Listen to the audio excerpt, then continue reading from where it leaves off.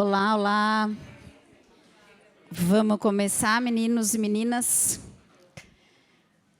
Boa tarde a todas e todos. É um prazer enorme receber novamente, né, alguns novamente, outros pela primeira vez. Estamos aqui no segundo dia do ciclo de debates, né, ciclo de palestras sobre a Lei Maria da Penha. Nós, da Procuradoria Especial da Mulher, né, Rai? A Rai vai falar um pouquinho depois da Procuradoria. Elaboramos esse ciclo. Ontem tivemos a presença do psicólogo Hélio Rinst, que foi maravilhoso, falando da desnaturalização do machismo. Acho que alguns estiveram aqui presentes e puderam ver que foi bem bacana. Hoje nós vamos ter a Luana, já vou dar uma lida no currículo dela. Mas, assim, eu vou falando e não me apresento, né? Eu sou a Silvia, eu estou vereadora através de um mandato coletivo, junto com o João Scarpa e o Pablo Carajol. E estamos aqui na direção e coordenação da Escola do Legislativo, junto com o vereador Pedro Kawai. Essa escola tem esse papel, né, de trazer aqui os debates, né, promover cidadania, participação popular. Então, Marta está aí, o pessoal novo aí, não sei se já tinham participado, que bacana. Assessoria de alguns vereadores, a assessoria do Camolese está sempre com a gente, as meninas aí nas palestras.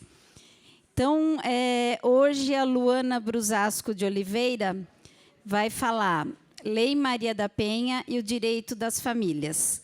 Ela é advogada, professora universitária, formada em Direito pela Universidade Estadual de Londrina, especialista em Direito Penal e Direito Processual Penal pela Escola Paulista de Direito, pós-graduação em Direitos Fundamentais pela Universidade de Coimbra, idealizadora do projeto Diálogos pela Equidade. Então, Luana, muito obrigada por estar aqui com a gente, né? Mais uma vez, a gente já se encontrou em algumas vezes aqui na escola, em tempos atrás, né? Fazemos parte da rede. Então, brigadão. E, Raio, dá uma palavrinha aí para todos e todas. Bom, boa tarde. As pessoas, né? Vamos colocar não no gênero. É bom estarmos aqui. A Luana tem sido uma parceira na nossa luta, nessa discussão da questão das mulheres e de todos os direitos, né, das famílias. E nós falarmos da Lei da Maria da Penha é a gente dizer, né, o que significou esta lei e o que ela tem sido de efetiva nas nossas vidas, nas vidas das mulheres. A gente tem que fazer essa discussão. Então, divulgar a Lei Maria da Penha, e aí todos os anos isso faz parte do calendário da Câmara Municipal, e essa tem sido uma tarefa da Procuradoria da Mulher. Então, nós temos feito todos os meses de agosto, desde da criação da Procuradoria da Mulher, esta pauta, trazer essa pauta da Lei Maria da Penha. Ela é uma lei, uma das leis que atende a essa questão, a essas questões relacionadas à violência contra a mulher. É uma das leis mais importantes em nível mundial. Ela é um avanço mundialmente para as mulheres. Embora esta lei ela só exista por força dos órgãos internacionais, é que o Brasil fez essa lei, porque a Maria da Penha foi buscar apoio aos órgãos internacionais para que nós tivéssemos uma lei desta natureza, que fale e que crie instrumentos de punição do agressor, de proteção à mulher, mas também de instrumentos que venham atender as mulheres nas suas reivindicações no que diz respeito à violência contra elas. E também medidas protetivas e também as políticas públicas, porque lá também, na Lei da Maria da Penha, fala da criação de organismos que discuta as políticas públicas e equipamentos que venham acolher as mulheres. E aí, a Luana, mestre nesta discussão, vai poder contribuir conosco aqui. E aí, Luana, eu estou estudando um pouco sobre a questão do feminismo. E que discussão que tem do feminismo, né? Das diferentes pensamentos, tem uma polêmica, e daí, Silvia, a escola legislativa ela tem que ser uma escola de formação. E aí a gente tem que trazer esse debate do feminismo e as diferentes correntes, os diferentes pensamentos que tem aí na sociedade, inclusive o próprio questionamento do que é ser mulher. Então, a gente precisa fazer essa discussão. Mulher é só aquela que engravida? Então, a gente vai precisar fazer esse debate também aqui na Escola do Legislativo, e depois a gente pode pensar para a gente continuar, viu? Tá? Então, um grande abraço, sejam bem-vindas, bem-vindos, e que nós tenhamos aqui esse momento especial, como nós temos tido outros momentos aqui nesse espaço aqui tão importante desta casa. Obrigada.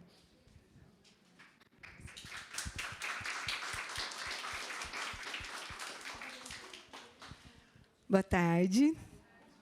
Estou um pouco nervosa. Palestra presencial, assim, a gente desacostuma, né?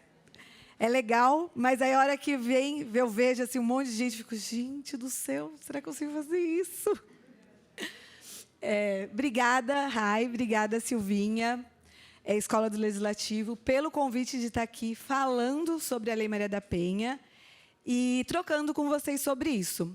Para a gente, para quem é mulher e atua nessa área, a gente sabe o quão valiosa é essa lei.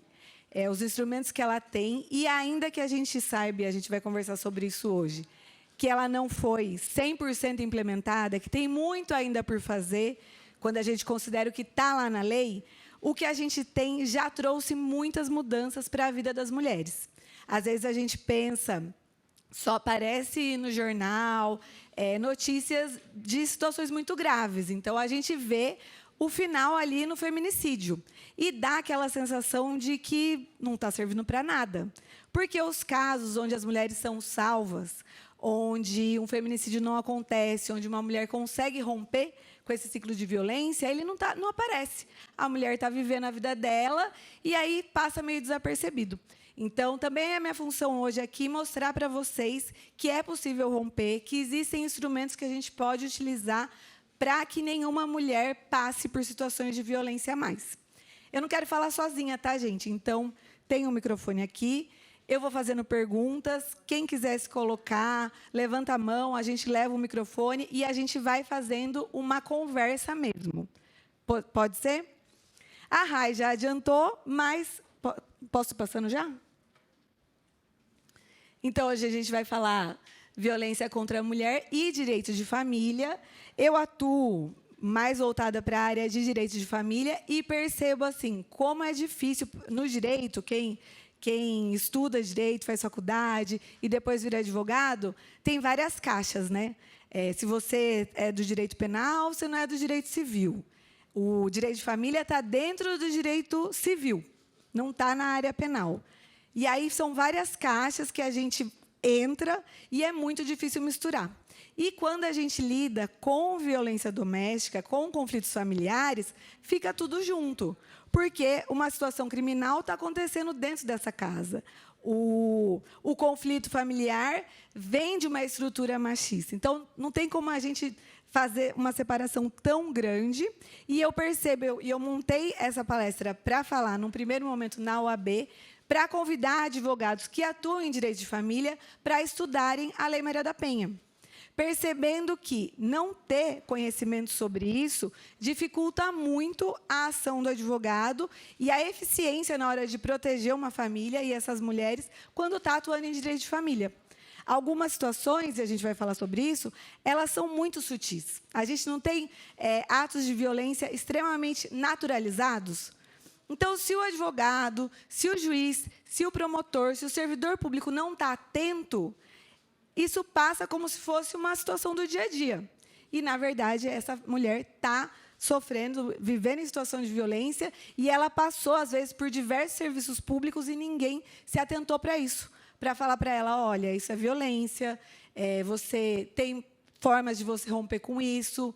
Vamos procurar um serviço de atendimento. Então, linkar esses dois temas tem sido uma prática nossa na atuação no escritório de advocacia e também na hora de falar sobre isso.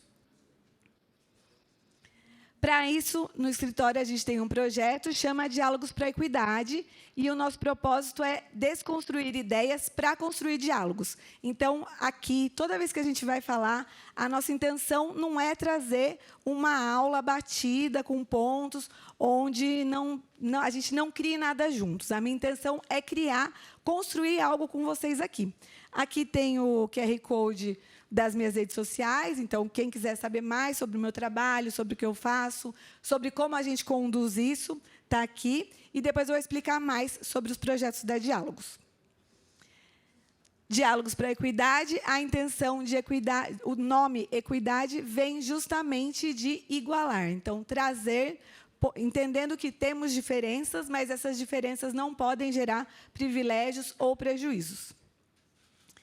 Quem foi Maria da Penha? Vamos lá, já começando. A Rai deu uma introdução, mas eu quero ouvir de vocês. Ontem, vocês falaram sobre isso. Dia 7 de agosto é aniversário da Lei Maria da Penha. Alguém falou? Não? Ah, que bom. Então, não vou repetir. Alguém sabe quantos anos a lei está fazendo? Vai completar domingo? 16 anos. Não vou repetir, mas todo mundo já sabe. Quem quer falar, explicar um pouco, que eu sei que vocês sabem, de quem foi a Maria da Penha? Alguém? Estou com o microfone aqui.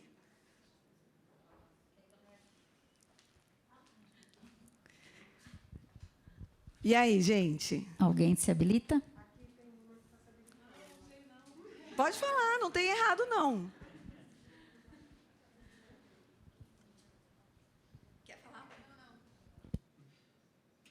Eu vou passar para a minha equipe. Natália, explica. Aqui tem os dois advogados que trabalham comigo, Natália e Caio. Toda vez que ninguém responder, eu vou passar para eles, viu, gente? Então, eles vão me matar. Ajudem eles. Bom, Maria da Penha foi uma mulher que sofreu diversas violências pelo seu esposo na época. Uma delas foi uma tentativa de feminicídio, sendo eletrocutado. Ela fez denúncias, mas aqui no Brasil o caso dela não teve repercussão. Então, ela teve que levar o caso dela para tribunais internacionais. Foi então que o Brasil foi punido e teve que formalizar uma legislação para que os casos de violência doméstica fossem devidamente atendidos aqui no Brasil. Então, foi assim que nasceu a Lei Maria da Penha. Linda, tirou 10. Mas quero ouvir mais vocês. Algumas coisas são bem importantes da gente perceber na história da Maria da Penha. Ela era farmacêutica e o marido dela era professor universitário. Então, vejam que a violência ela não tem classe social. O machismo talvez seja a coisa mais democrática que a gente tem na sociedade brasileira. Passa por todas as classes. Um professor universitário, uma mulher com curso superior, passou por essa tentativa de feminicídio, onde ela foi eletrocutada, e antes ele já tinha dado um tiro nela também. O processo demorou 19 anos e ele foi condenado e ficou 2 anos preso. Então, além da questão de que a violência ela passa por todas as classes sociais, a gente tem aí um reflexo de como o Poder Judiciário era, e ainda hoje, com muitas críticas, ainda é ineficiente no combate à violência contra a mulher. Um processo de violência demorar 19 anos para correr, o que aconteceu com essa pessoa até então? Já tinha vivido a vida inteira, praticamente. É uma condenação de 2 anos. A condenação foi maior, mas aí foi reduzindo as penas, ele ficou só 2 anos preso, sendo que ele tentou matar essa mulher por 2 vezes. Então, essa história ela foi muito emblemática e ela é um reflexo de muitas outras histórias que acontecem no nosso país. Infelizmente, até hoje, a gente vê, pelo menos hoje, dá a impressão que a violência aumentou muito. Mas, na verdade, a gente está colocando foco em situações assim, que já aconteciam. O que vocês acham? Vocês acham que teve um aumento hoje, principalmente hoje, pós-pandemia, a gente vê números aumentando. Os números são maiores, efetivamente, ou a gente só está divulgando? O que vocês acham? O que você acha, Carol? Você acha que são maiores? Está tendo mais denúncias. Mas está acontecendo mais violência ou está acontecendo mais ou menos igual e só tem mais gente denunciando?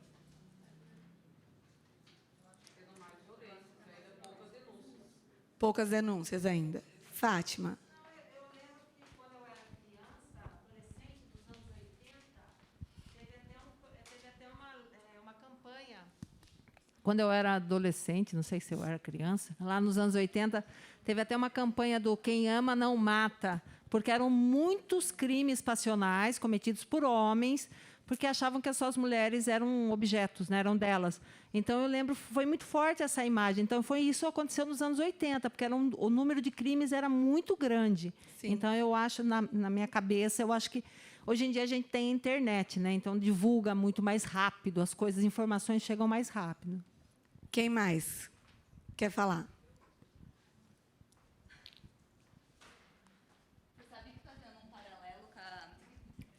Fazendo um paralelo com a sua frase, eu vi essa semana uma reportagem da Jovem Pan, onde eles mencionavam mulheres como propriedade privada. Então, eu não sei se teve Essa tanta semana? diferença.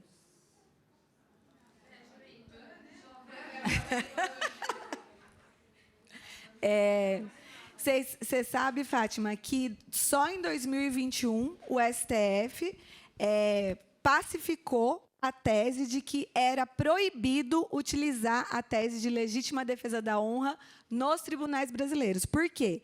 2021, ano passado, ainda existiam advogados que, em casos de feminicídio, chegavam no tribunal de júri dizendo que foi porque ela tinha uma amante, que foi a chamada legítima defesa da honra, porque ele não estava se defendendo de um risco de vida, mas a honra daquela pessoa estava sendo lesada, e aí ele mata a mulher para defender sua honra. Isso em 2021. Então, se está aumentando ou se a gente está sabendo mais, eu acho que talvez a gente não vá conseguir saber. Existe um outro porém sobre isso, que a gente teve uma redução das políticas públicas no nosso país. Então, a gente veio num retrocesso de política pública que também pode estar associado a esse aumento da violência. A política pública é fundamental quando a gente vai falar de combate à violência. A mulher precisa ter aonde pedir ajuda. Ela precisa saber aonde ir, ela precisa ter um lugar para sair de casa no momento que essa violência está acontecendo. Então, um Estado que consiga articular isso é fundamental para a gente evitar que novas mortes aconteçam. E quando a gente vê redução de verba, fechamento de serviços, fechamento de secretarias que buscavam organizar isso, a gente vai percebendo que as mulheres vão ficando desassistidas. Então, está aumentando? Temos mais informação? Eu acho que, infelizmente, no momento atual, é os dois. A gente tem mais denúncia, mas talvez a gente também esteja vivendo um momento de aumento dos casos de violência. Como a Rai contou e a Nathalie também reforçou, então, Maria da Penha foi espancada e depois eletrocutada pelo marido. Ele foi condenado a 10 anos em regime aberto, ficou 2 anos no regime fechado. A história de formação dessa lei, ela vem do movimento de mulheres, do movimento feminista. O CLADEM, Comitê Latino-Americano de Direitos das Mulheres, que é uma organização internacional de direitos humanos, pegou o caso da Maria da Penha e representou na Corte Interamericana de Direitos Humanos, dizendo que esse caso aqui é um exemplo do que está acontecendo no Brasil. O Brasil não está punindo situações de violência contra a mulher. Ele não está conseguindo reprimir situações assim. As mulheres estão morrendo e ninguém está fazendo nada. A partir dessa condenação pela Corte, uma das recomendações da Corte foi a criação de uma lei de combate à violência contra a mulher. Então, uma coisa, já que a gente está comemorando essa lei, é muito importante a gente saber que ela não foi um presente do nosso legislador, que estava com intenção de proteger mulheres. Ela veio fruto de uma articulação de movimentos feministas que lutavam há muitos anos pela proteção da vida das mulheres. E aí, só quando uma corte internacional fala para o Brasil, Brasil, não está dando, só aí, então, que o governo brasileiro e que o nosso poder legislativo se articula para fazer uma legislação protegendo mulheres. Outra coisa que é importante, como é que foi a criação da lei? Abriu-se um consórcio de coletivos feministas e um grupo de mulheres começou a discutir como é que essa lei seria tratada. Então, não foi uma lei feita exclusivamente lá, dentro da Casa Legislativa. E por isso que ela é tão rica, tão diferente das leis que a gente estuda na faculdade, Código Civil, Código Penal, que vem bem numa estrutura, parece que é para o aluno de direito estudar. A Lei Maria da Penha, vou repetir isso depois, ela tem uma natureza híbrida. Ela vai falar sobre direito penal, ela vai falar sobre aumento de pena, ela vai falar sobre direito de família. Ela não define crimes, ela define formas de violência contra a mulher. Porque quem desenhou isso foram mulheres que sabiam que, assim, isso aqui, essa situação é lesão corporal, é ameaça. O Código Penal ele é bem específico, porque a gente está lidando com situações onde a gente vai restringir a liberdade de uma pessoa, né, quando uma pessoa comete um crime. Só que a lei descreve formas de violência, porque dentro de uma casa, dentro do ambiente doméstico, não é um crime assim que vem igual a gente estuda, igual um roubo. A pessoa vai, abre uma casa, rouba um negócio e sai. Não é assim que acontece. A violência doméstica, ela acontece todo dia um pouquinho, ela é muito começa pequena, depois ela vai aumentando. Então, descrever formas de violência e não crimes foi um mérito muito grande desse coletivo de mulheres, dessas organizações que desenharam a lei pensando nas situações que as mulheres de fato viviam. Vocês sabem como é que são essas formas de violência?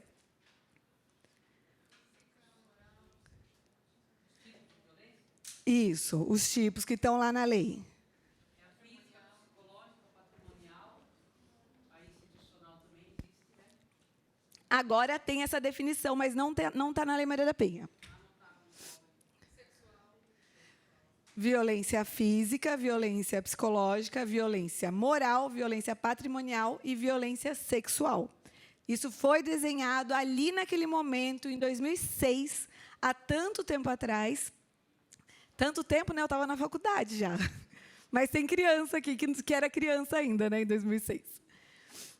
Ela vai criar mecanismos para coibir e proibir a violência doméstica. Então, ela dá ordens para os governos. Quando eu digo governo federal, governo estadual e Poder Executivo Municipal, prefeituras, criarem serviços de proteção para essas mulheres, que até então não tinha. A Lei Maria da Penha desenha uma rede de atendimento à mulher, pensando que prender esse agressor pode ser uma saída ali para algum momento eventual. Mas a gente vai prender todo mundo?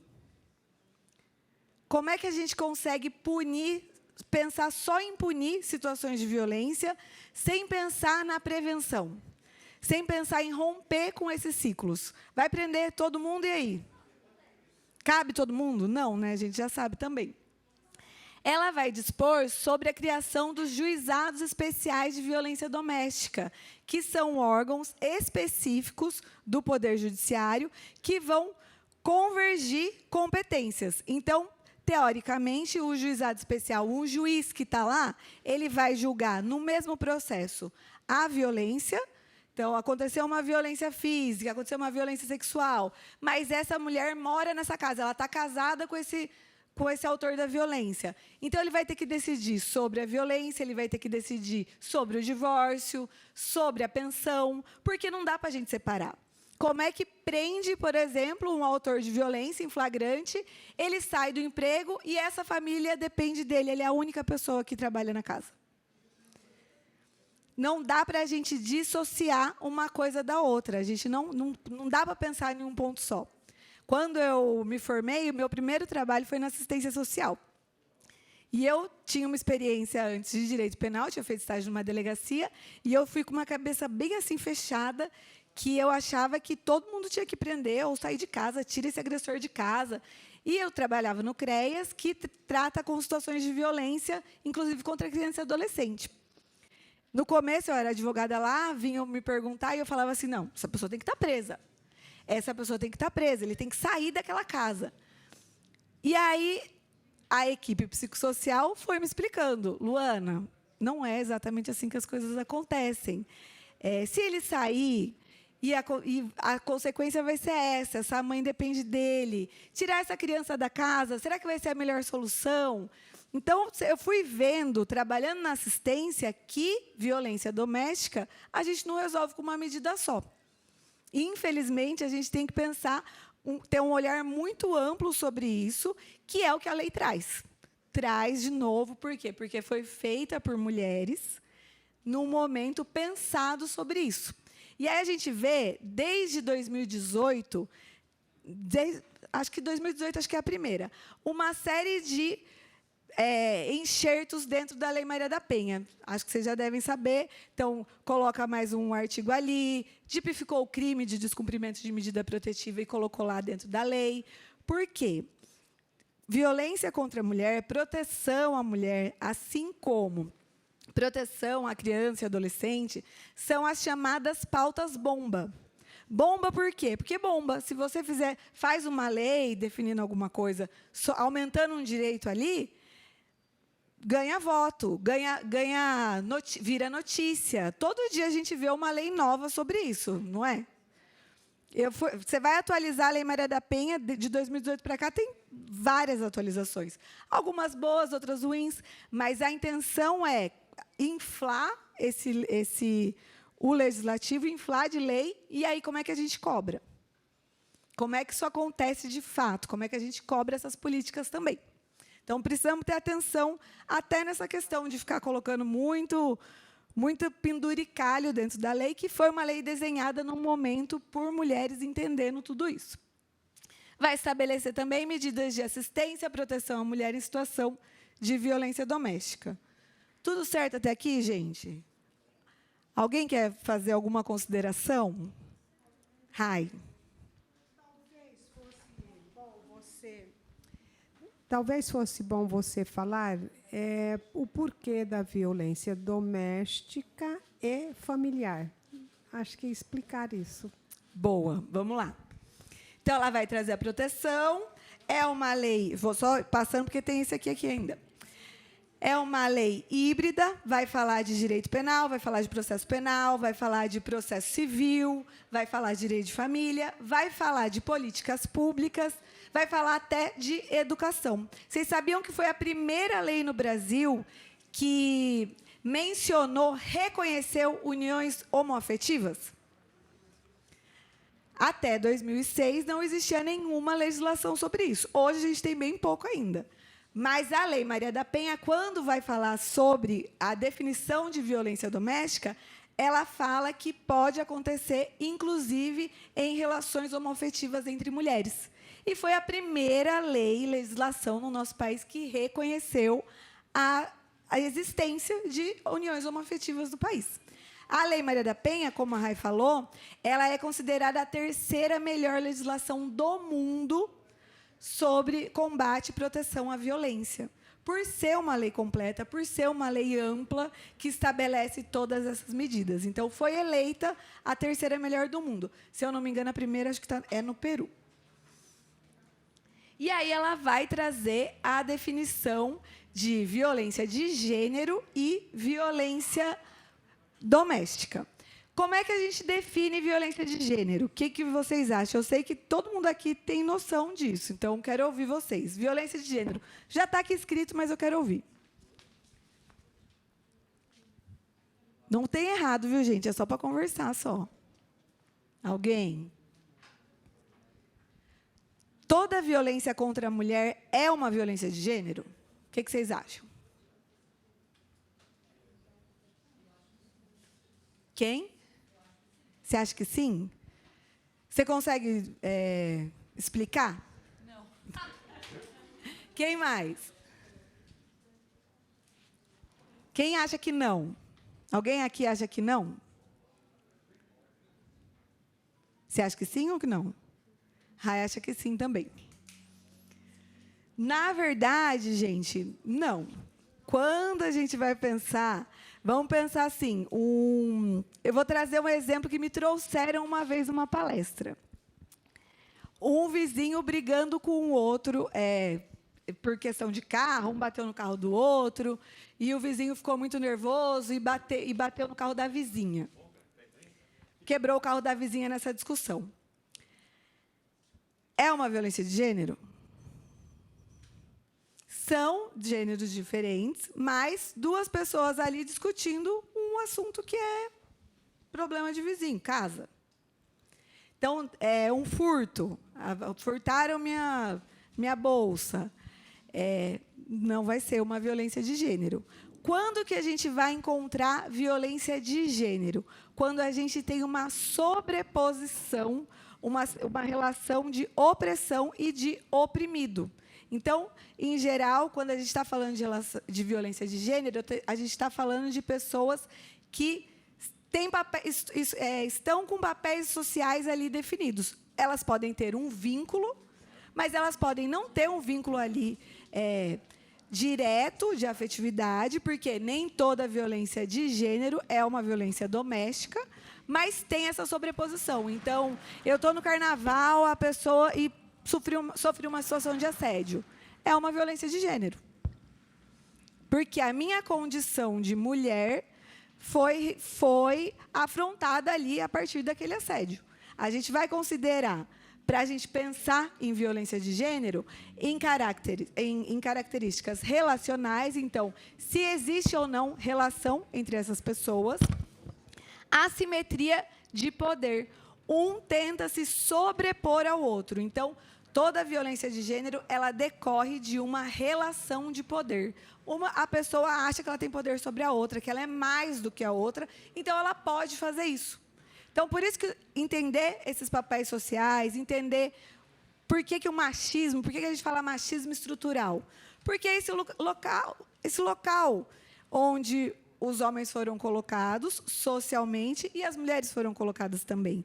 Não nasceu a partir da gente. Vem de muito antes. Vocês sabiam que até 2006, no primeiro código, na restauração do Código Civil, existia ainda, a mulher até então não tinha CPF, estava vinculada ao CPF do marido? 2006. Até pouquíssimo, a lei do divórcio foi de 1970. Até 1970, as mulheres não podiam se divorciar.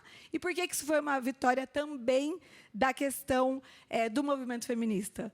Porque era muito confortável para o homem ficar no relacionamento, casado, tendo amantes, fazendo o que queria. Quem que não podia fazer nada dentro do casamento? As mulheres. Então, entender que esses espaços foram construídos assim, e que, para a gente combater isso, a gente vai precisar nivelar, cancelar privilégios e melhorar a situação das mulheres, é o que a lei faz. A Lei Maria da Penha ela é considerada uma ação afirmativa, porque não somos iguais hoje, existe uma desigualdade. Precisamos de lei que considerem essa desigualdade para trazer igualdade. Deu para entender? Muita viagem? Dominação e submissão. Então, sempre que a gente estiver falando de violência de gênero, a gente vai estar falando de um se sobrepondo ao outro, um dominando e o outro sendo dominado. Violência com base no poder. E aí, no final, essa dominação gera a violência. Então, também essa questão, voltando, se aumentou a violência ou não, vocês vão... Não sei se vocês já ouviram isso de pessoas mais velhas, mas as mulheres não falavam. Então, a minha avó, por exemplo, ela vai contar um caso de violência que aconteceu entre ela e meu avô, que já faleceu. Mas ela não discutia com ele. E ela fala isso, mas eu não podia discutir. Mas eu também obedecia. Então, não acontecia violência física. Era uma paz? Não, era uma opressão. A partir do momento que a minha avó uma vez se rebelou, até já se separou uma época, aconteceu situações de violência. Então, isso também vem. A opressão ela também é silenciosa. A violência é a explosão, mas ela vai se repetindo. Dúvidas até aqui, gente? Toda hora eu erro o botão que eu tenho que apertar. Aí, a definição de violência doméstica. Então, a gente já entendeu que nem toda violência contra a mulher é violência de gênero e que não exclusivamente violências de gênero acontecem só dentro do ambiente doméstico, correto? Deu para entender? Então, macroviolência, menor violência de gênero. Dentro da violência de gênero, a gente vai ter a violência doméstica.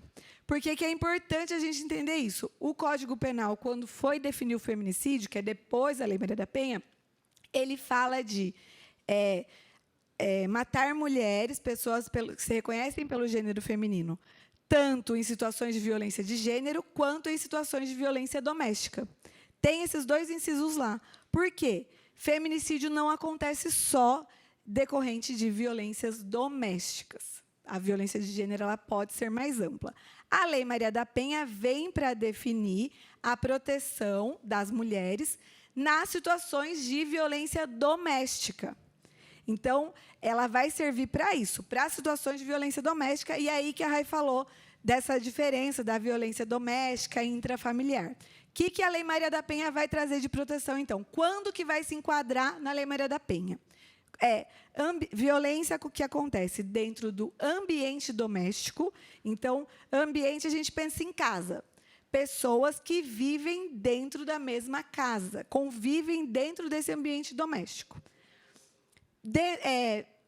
Pessoas de uma mesma família. Quando a gente fala de violência intrafamiliar, é entre pessoas de uma mesma família, mesmo que elas não vivam dentro da mesma casa. Então, tem um churrasco familiar, o tio bebeu umas a mais e praticou uma violência contra a sobrinha. Não mora junto, foi naquele momento. Entra na Lei Maria da Penha. Por quê? Eles não vivem na mesma casa, mas eles têm um vínculo familiar. Em terceiro lugar, qualquer relação íntima de afeto. Então, se essas pessoas têm uma relação íntima de afeto, mesmo que elas não sejam necessariamente da mesma família e nem vivam dentro da mesma casa. Namorado e namorada, pode se aplicar.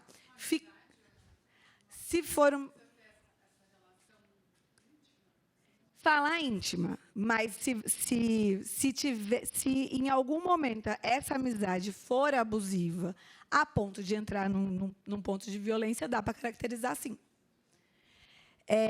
Ficantes. Dois adolescentes estão na balada. Balada não fala mais, né? Nem ficante, mas, enfim. Dois rolê, dois crushes. Dois crushes estão no rolê. O que mais? E aí, ela manda ele parar, ele não quer parar, eles já estão numa relação íntima de afeto. Já se aplica a Lei Maria da Penha. Ex-marido e ex-esposa também vai se aplicar. Um outro ponto que é importante a gente entender. Então, ambiente doméstico, entre familiares ou relação de intimidade. Para isso, vai se aplicar a Lei Maria da Penha. Mas para que serve? Para eu fazer o boletim de ocorrência? Eu vou explicar, mas serve para pedir uma medida protetiva, serve para algumas outras coisas além da questão criminal. A vítima, a mulher que está passando por situações de violência, ela vai ser sempre mulher. A lei fala mulher, usa o termo mulher. O que a jurisprudência foi entendendo, e hoje já tem até uma decisão mais recente do STJ sobre isso.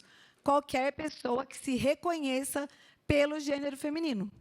Então, uma mulher trans, ela pode ser protegida pela Lei Maria da Penha, ela vai ser protegida. Embora a lei não tenha essa definição, o entendimento já é esse. E isso se aplica também para os órgãos de proteção. Então, uma mulher trans passou por uma situação, vai ser atendida na Delegacia da Mulher. Pode ser atendida pelo Centro de Referência de Atendimento à Mulher. Isso vale também para os órgãos de proteção e vai aplicar a Lei Maria da Penha. Agora, o autor da violência. O que vocês acham? É sempre o homem? Não. Lá na lei, a gente tem a classificação, inclusive, dos relacionamentos homoafetivos entre mulheres. Mas que outras situações a gente pode identificar que uma mulher pratica violência e entra na Lei Maria da Penha? Mãe contra filho. E por que será, gente, que isso acontece? A gente fez uma live recentemente e fizeram uma pergunta assim para a gente. A mulher pode ser abusiva dentro de um relacionamento? Alguém quer falar sobre isso? O que vocês acham? Pode não, né? Não podendo de permissão, né? Pode, a mulher pode, o homem que não pode.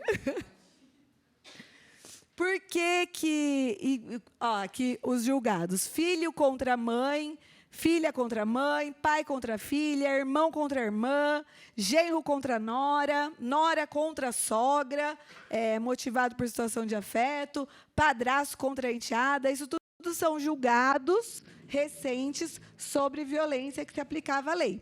Então, às vezes, a gente pensa na lei nessa visão heteronormativa e quando vai explicar as situações de violência, é o vício. Então, eu também me refiro assim, a gente vai sempre pensar naquele casamento tradicional entre o marido, o homem cis e uma mulher cis, mas não é, tá? A gente pode pensar em inúmeras outras situações onde esse relacionamento é abusivo, onde tem essa sobreposição de poder, esse papel de opressor e oprimido, e aí vai se aplicar a lei também. Certo? Dúvidas sobre isso? Alguém quer falar? Esses são alguns julgados sobre o... E aí ela vai trazer as formas de violência. Oi? Violência psicológica. Por que eu coloquei ela em primeiro lugar? Porque, em 2021, foi tipificado o crime de violência psicológica. E eu tenho visto na prática como é importante ter tido essa tipificação. É importante porque a gente vai prender todo mundo, como eu disse? Não necessariamente. Mas as ações de violência psicológica, elas são tão naturalizadas que até o autor não percebe o que ele está fazendo. E aí, ter um crime sobre isso, quase que num sentido educativo, olha, você não pode fazer isso. Como é que a gente entende a violência psicológica? Eu falo que a gente tem 2 fatores fundamentais para a gente pensar nisso. Controle e diminuição da autoestima. Um vem em decorrência do outro. Então, controle sobre essa mulher. Que roupa que ela veste, com quem ela fala, aonde ela vai, o que ela faz com o dinheiro dela. Controle sobre tudo que essa mulher, a forma como ela vive. E, do outro lado, a gente tem a diminuição da autoestima dela, que ajuda no controle. Então, ela não faz nada direito, ela é uma burra, ela é uma péssima mãe, ela não sabe cuidar dos filhos, ela não sabe cuidar da casa, ela deu sorte no trabalho, ela só conseguiu isso por sorte, porque foi o chefe que gosta dela. Ela é gorda, ela é feia. A diminuição da autoestima dessa mulher ajuda esse autor a controlá-la. Porque aí ela vai se sentindo tão incapaz que ela quase que agradece ele por estar decidindo por ela.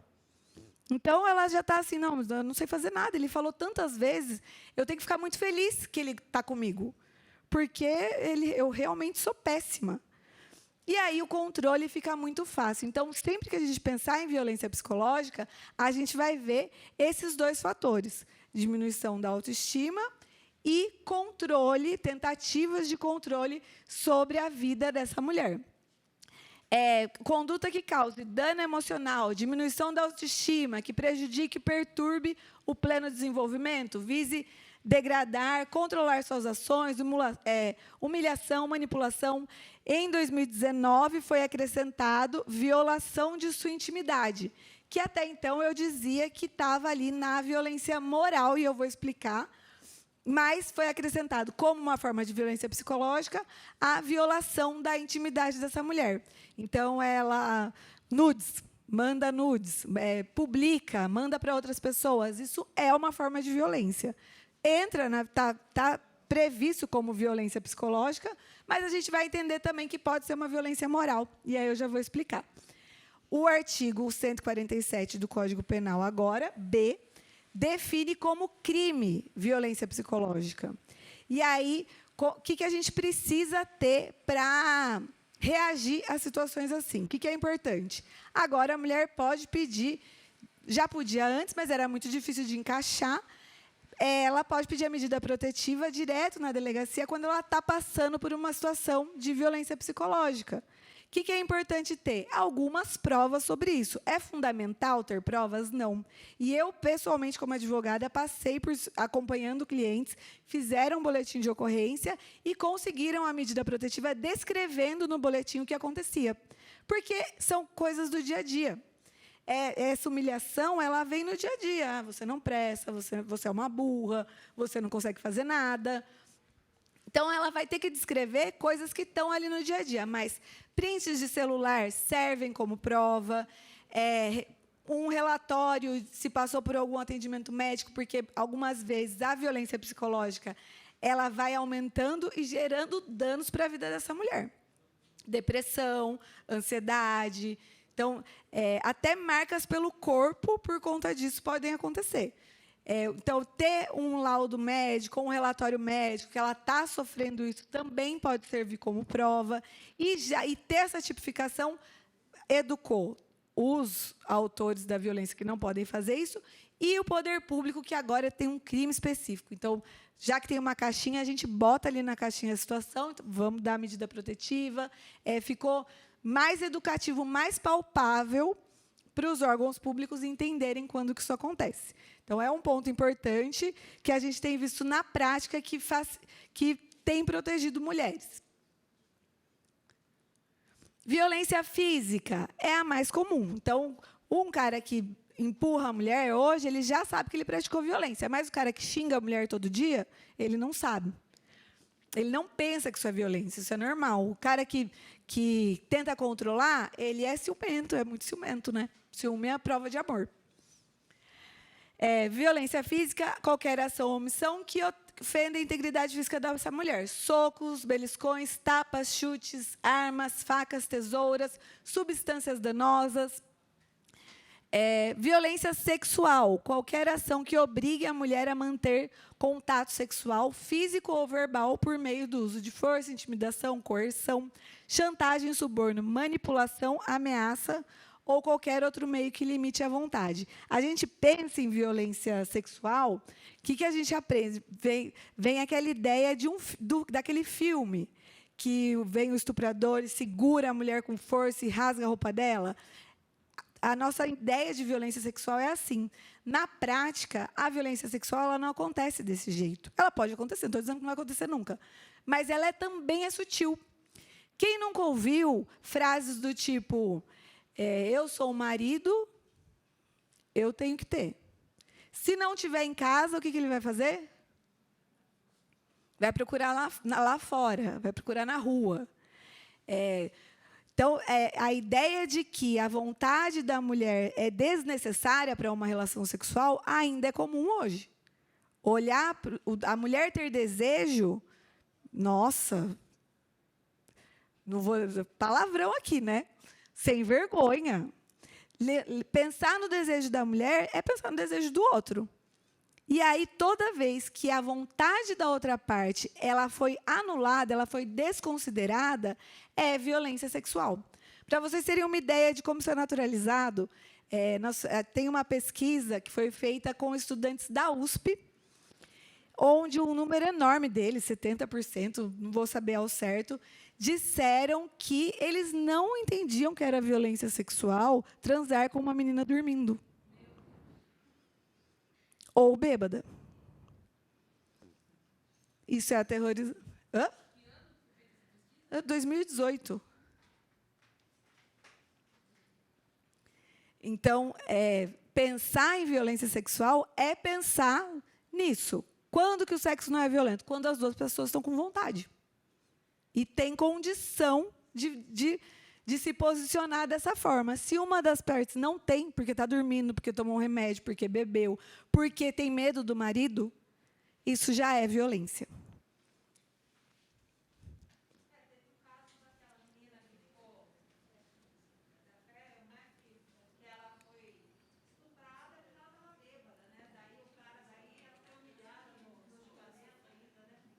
Sim. E quando dizem assim, ela estava bêbada, mas por que ela foi nessa festa? Por que ela foi beber tanto? A culpa é da mulher? Por que ela foi beber tanto? Por que ela estava com tal roupa? Por que ela dançou desse jeito? Não, gente. Mas ainda acontece e a gente tem que pensar nessa definição. Lá na Lei Maria da Penha, a gente vai ter outras situações relacionadas à violência sexual que não tão óbvias. Por exemplo, proibir essa mulher de usar meios contraceptivos, ou obrigá-la a usar um que ela não quer, obrigá-la a fazer um aborto, ou proibir ela, impedir ela de fazer um aborto dentro das hipóteses legais. Tudo isso entra como violência sexual. Retirar o preservativo sem essa mulher perceber. Sabiam que isso acontece? Infelizmente. Também é crime e também é violência sexual. Então, a violência, principalmente essa, é uma das que a gente mais tem que falar e ter atenção. Um outro ponto que é importante ter atenção é que, vamos supor que alguém aqui sabe de alguém que passou por uma situação de violência sexual. Antes, a primeira ação que tem que ser tomada é procurar um serviço de saúde. Essa mulher vai precisar tomar uma medicação para evitar gravidez, DSTs, e depois fazer uma eventual denúncia, se ela desejar fazer. Mas, antes disso, tem até a lei do minuto seguinte, que o poder público tem a obrigação de dar todo esse acervo de saúde para essa mulher imediatamente. Então, leva ela no serviço de saúde para ela poder prevenir tudo isso e depois lida com as outras situações, criminalização, etc.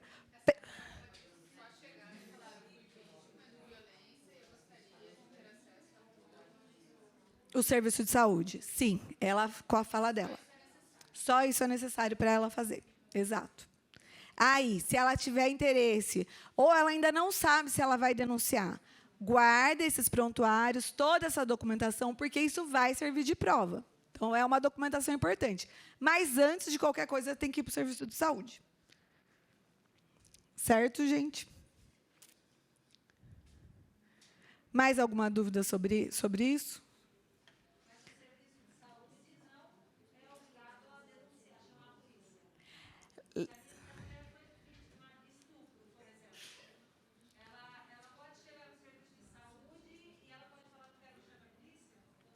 Ela pode.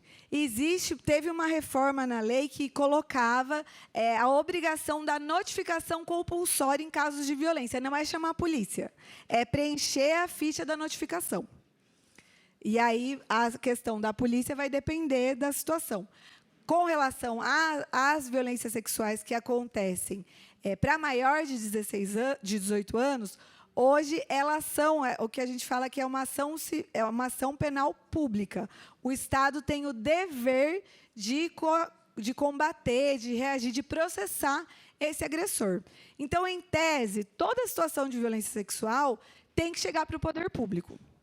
Na prática, vai depender muito de todos esses fatores, mas, independente disso, essa mulher tem que pedir ajuda e só com a fala dela ela já tem direito a ter isso. No pronto-socorro. Se tiver, no momento dependendo do horário que tiver aberto, o pronto-atendimento já vai fazer esse acolhimento para ela. Durante a semana, aqui em Piracicaba, tem um serviço específico que faz isso, mas ela chega no serviço de saúde de pronto-atendimento. Violência moral. Qualquer ação destinada a caluniar, acusar de crimes, difamar, espalhar boatos, ou injuriar, xingar ou ofender a honra ou a reputação dessa mulher. O serviço especializado é o CIDIC? Isso. Não lembrava o nome, por isso que eu não falei. Ainda bem que você falou. Com relação à violência moral, quando saiu a Lei da Penha, a Lei Maria da Penha, lá em 2006, o que a gente falava? Que essa mulher ela ficava difamada ali no bairro dela. Então, ela pedia separação, o marido ia e falava ali de boca em boca. Ah, ela é uma sem vergonha, ela me traiu, eu não sei nem se esse filho é meu. Já era uma violência, mas a gente era quase que uma micro. Agora, como é que essa violência acontece? A violência moral. Pela internet. Então, toma proporções muito maiores do que eram em 2006. Eu estava vendo uma série esses dias que o marido descobriu que a esposa estava traindo ele, e aí ele pega a agenda de telefone dela e liga um por um, contando que ela tinha feito essa traição. E eu fiquei assim indignada, porque na série não mencionava isso como violência, e é super violento. Porque a imagem que essa mulher tem é como ela vai se relacionar em qualquer ambiente onde ela esteja. E hoje, com a internet, isso toma muitas proporções e não se esquece, porque está ali no Google. Você pode até apagar, mas, de alguma forma, você não tem garantia de até onde isso foi e como é que você consegue apagar tudo. Violência patrimonial. É mais difícil de fazer boletim de ocorrência, mas dá para fazer, está previsto na lei. Eu já tive que abrir o Código Penal, a Lei Maria da Penha, e mostrar para a escrivã que tinha uma violência moral, uma violência patrimonial e que tinha direito a pedir medida protetiva. Qualquer ação ou omissão que implique dano, perda, subtração, destruição ou retenção de objetos, documentos ou pertences. Clássico da violência patrimonial, quebrar o celular. Então, está brigando, deixa eu ver seu celular e quebra o celular. Violência patrimonial. A gente vai ter outras formas. Reter os cartões dessa mulher, ficar com o dinheiro do salário dela. Então, todo mês a mulher recebe o salário, entrega para o marido, e o marido deixa R$50 para ela. E o resto fica tudo com ele, e ele que controla. Trancar armários da casa para ela não comer comida. Acontece. Tudo isso entra como violência patrimonial. Transferir bens. Então, eu sei que eu estou querendo separar, eu sei que a minha mulher está querendo separar de mim, o que eu faço? Eu pego tudo que eu adquiri no meu nome e transfiro para o nome do meu irmão. Para o nome de um laranja, para não partilhar esse bem. Eu pego o dinheiro que tem na minha conta, a aplicação, e transfiro para outro lugar. A hora que ela vai pedir a separação, que ela já está falando disso, não tem nada para partilhar. E usam isso como ameaça. Então, assim, você não vai conseguir nada de mim. Você pensa que eu tenho dinheiro, eu já tirei tudo do meu nome. Você vai ficar com uma mão na frente e outra atrás. Não pagar pensão também é uma forma de violência patrimonial. Tendo condição de pagar e não pagando. Então, não estou pagando por quê? Porque eu sei que ela está namorando. E quantas mulheres escondem o relacionamento, o segundo relacionamento, com medo do ex-marido fazer alguma coisa nesse sentido? Não, eu não posso contar, porque se ele parar de pagar a pensão, como é que eu vou dar comida para o meu filho? E qual a relação que tem? Nenhuma, é só violência. Percebem que são definições que vão muito além da questão criminal e que a gente consegue encaixar no dia a dia da nossa vida, infelizmente, tão naturais que elas são? Como acontece o ciclo de violência? A gente vai ter 3 fases. Por que a gente vê as situações de violência doméstica se repetindo? Então, quando chega lá no jornal, acontece a notícia do feminicídio, vem assim, essa mulher tinha 4 boletins de ocorrência, ela já tinha pedido medida protetiva 2 vezes, ela tinha medida protetiva. Por que essa situação se repete? Porque os relacionamentos abusivos, eles são cíclicos, eles acontecem em ciclos.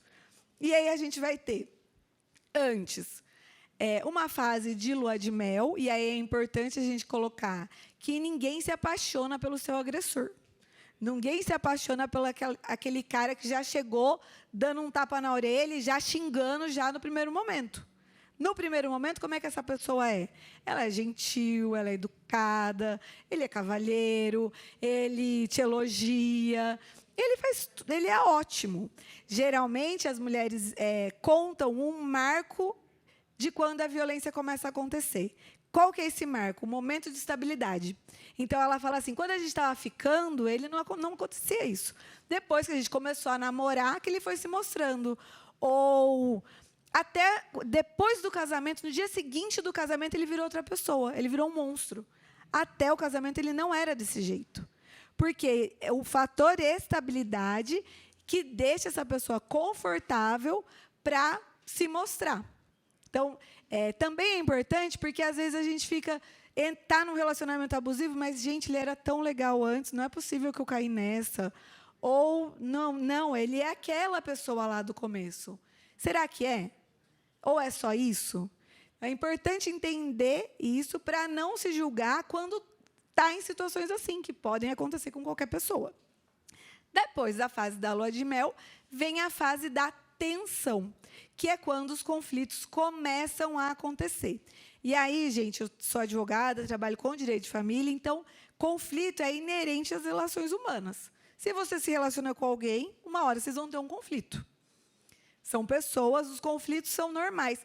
Ter conflito dentro de um relacionamento é natural. O problema é quando esse conflito existe uma sobreposição de poder. Então, não é um conflito entre iguais. Assim. Então, eu e meu marido estamos discutindo e a gente tem um conflito. Igual. Não. É um conflito onde um se sobrepõe ao outro. Então, você não pode fazer, você não vai, você não consegue. Um está se sobrepondo ao outro. Essa fase de tensão, isso começa a acontecer. É quando a violência psicológica começa a aparecer. Então, é quando começa a tentar esse controle excessivo, começa a diminuir a autoestima, dependendo de como essa relação acontece, pode ter, sim, violência física, pode ter, sim, violência sexual, mas na fase da tensão, a característica da fase da tensão é que essa mulher sente que ela tem o controle da situação. Então, ela está assim, se eu não usar tal roupa, ele não vai brigar comigo. Se eu fizer a comida do jeito certo, ele não vai brigar. Se eu chegar em tal horário, vai estar tudo bem. Não, é só eu não mexer no meu celular enquanto ele está do meu lado. É só eu dar o dinheiro do meu salário para ele. É só eu transar com ele mesmo sem querer. A fase da tensão, a ideia da vítima é que ela tem o controle dessa situação. E aí, essa tensão ela vai aumentando, o conflito vai aumentando, até que tem uma explosão. A explosão é o quê? É a noção, é aquela hora que faz um boom. Não precisa ser necessariamente a violência física, mas é aquela hora que a mulher percebe que não tem o controle. É a hora que ela olha e fala assim, não, eu não tenho controle sobre isso vai ficar pior. Então, é a hora que ela vai fazer o boletim de ocorrência, é a hora que ela vai pedir ajuda, que ela vai sair de casa, que ela vai reagir. E a noção de controle também passa por esse agressor, que também sente que tem o controle, né? Na hora da explosão que ela sai, ele também sente que ele não tem controle. Ele também percebe que ele extrapolou, porque aí ele também já não está no controle. E aí, o que ele faz? O que acontece nessa hora?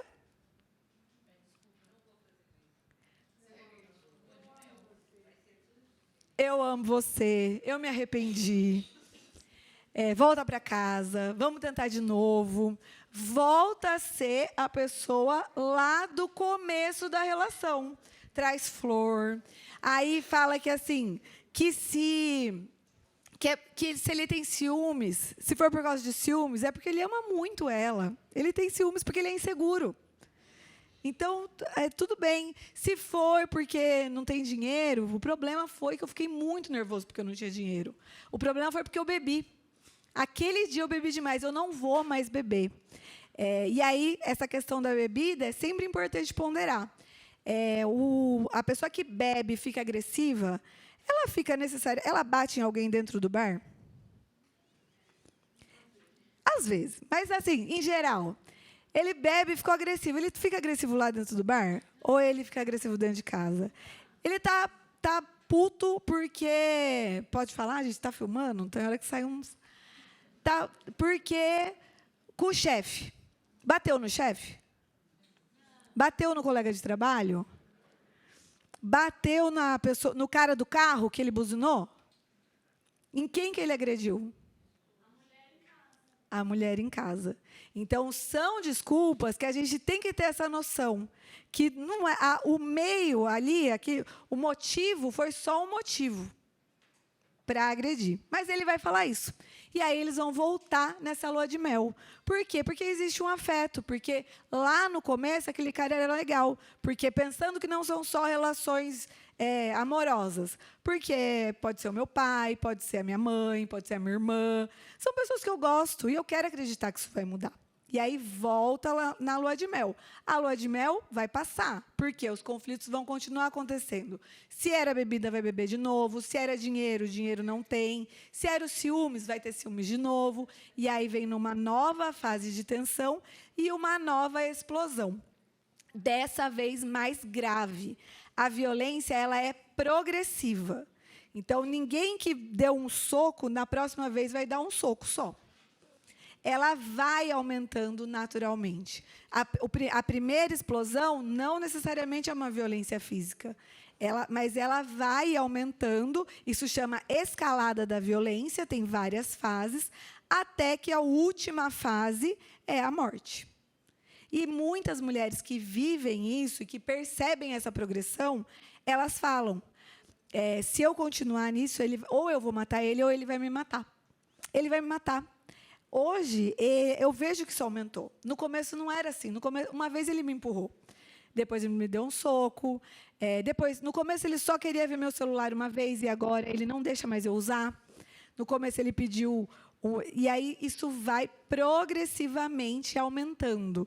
Por que é importante a gente entender isso? Porque quando uma mulher vai relatar uma situação de violência, é muito importante a gente ajudar ela a identificar em que fase que ela está.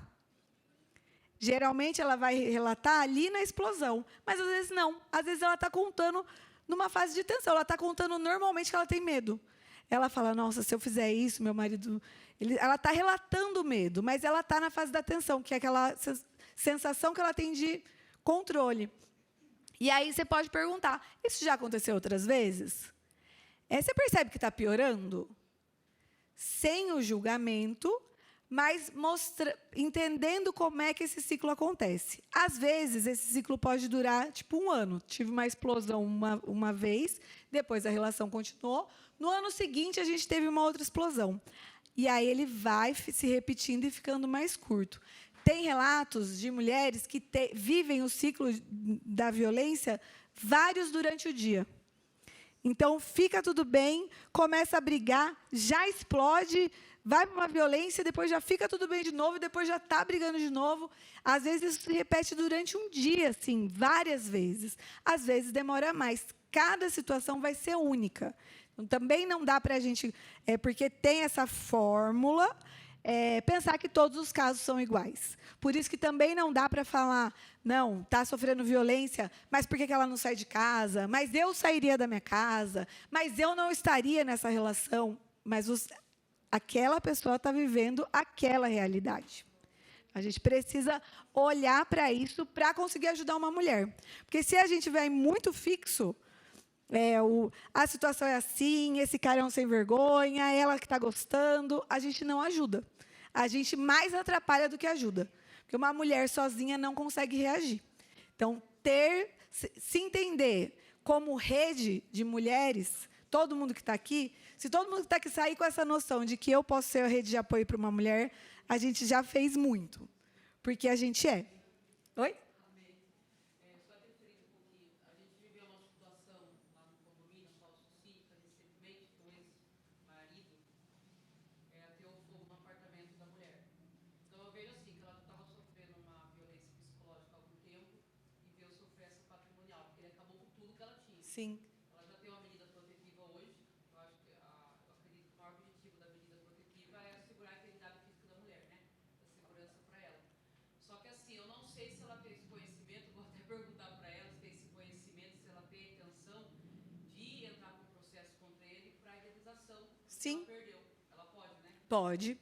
Tanto esse dano material quanto o dano moral. Hoje já é pacificado também que a violência contra a mulher é um nome do direito que chama dano moral in re ipsa. Significa o quê? Todo mundo que passou por violência não precisa comprovar que sofreu dano moral. Passou por violência, teve um abalo psíquico. Então, tanto o dano material, que foi o do incêndio, quanto o dano moral também ela pode. O que mais, gente? Dúvidas sobre o ciclo de violência?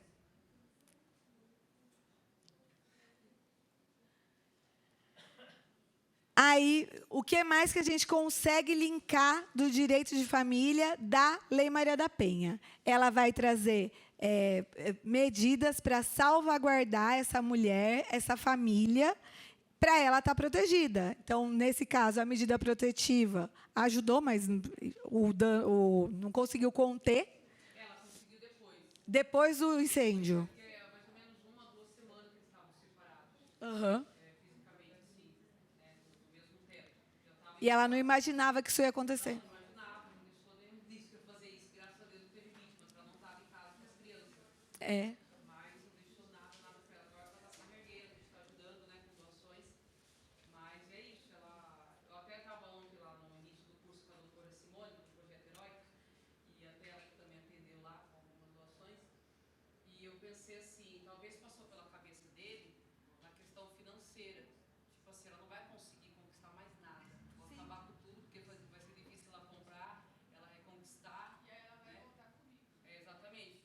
Então, com certeza, talvez passou isso pela cabeça dele, né? Tipo, ela não vai conseguir conquistar tão já o apartamento de volta, os móveis. Ou se não for comigo, ela não merece ter nada, né? Assimetria de poder. Até de se achar no direito. Nessa discussão que a gente fez sobre violência psicológica e um relacionamento abusivo, de uma mulher ser abusiva com um homem, foi colocada uma questão sobre isso, que foi assim, a mulher, eventualmente, ela pode ser abusiva em diversas situações, mas a gente não vê assassinato de homens em decorrência de violência de gênero. Ela eventualmente pode, mas ela não vai botar fogo na casa dele. Às vezes tem vontade, mas não faz. Hoje eu até falei com ela. Ela chorou muito pra mim, porque ela se encontra muito abalada ainda emocionalmente. Ela nem dorme direito ainda. Ah, com certeza. É um abalo muito grande. E quando você vai conversar, você vai perceber que com certeza tinham outras situações que gera esse medo do que mais pode acontecer. Eu sempre coloco, quando eu vou conversar com uma mulher, a gente é muito desacreditada. A gente não acredita na gente. Então, instintivamente, você sabe. Você sabe que essa pessoa é perigosa, você conhece ela. E eu sempre coloco, você conhece ele melhor do que eu. Então, você sabe talvez o que ele seja capaz de fazer. Mas a gente é tão desacreditada que a gente não ouve o que a nossa intuição está falando. Assim, eu acho que sou eu que estou sendo paranoica. Eu estou pensando que ele pode estar me seguindo, mas ele pode. E aí, muitas coisas que a gente lê como insônia, ansiedade, elas são decorrentes de um medo que é real. Elas não são fantasia, mas a gente aprende que é fantasia, que a gente está se preocupando demais. Mas precisa ter um olhar e uma escuta para o que essa mulher está falando, para entender, para ela também entender o risco e a gente validar. Então, você está sentindo isso? Então, é válido. Vamos tentar te proteger. Você está sentindo esse medo? Não dá para falar, não se preocupa com isso, sai de casa, ele não vai fazer nada. Como que você sabe? Essa validação nossa e de quem está contando uma situação é muito importante, principalmente com relação ao medo.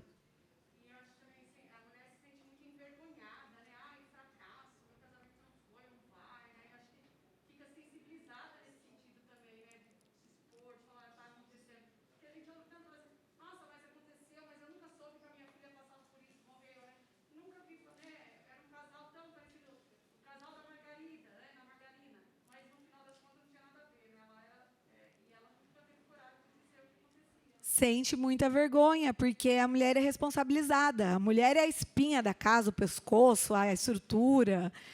Quando um homem que não tem dinheiro, ele falhou na vida. A mulher que se separou ou que não casou, ela falhou, não ele. Então, essa leitura ainda gera muita vergonha. Dependendo do espaço onde essa mulher está, infelizmente, gente, a realidade é essa, ela vai ser punida por ter se separado. Seja pela família. Eu tive uma situação de que a mulher pediu a medida protetiva e a advogada da outra parte veio falar para mim, mas ela não pensou que ele podia perder o emprego, né? Aí eu falei, quem tinha que ter pensado nisso era ele antes de praticar a violência, não ela. É porque ela depende economicamente, mas ele tem um emprego, ele que não podia ter feito. Mas o entendimento é que se ele perdeu o emprego, quem que causou isso? Ela. E não ele que praticou. Foi ela que fez, foi ela que provocou. Ela também, olha, ela também é bem complicada. Quem está praticando a violência?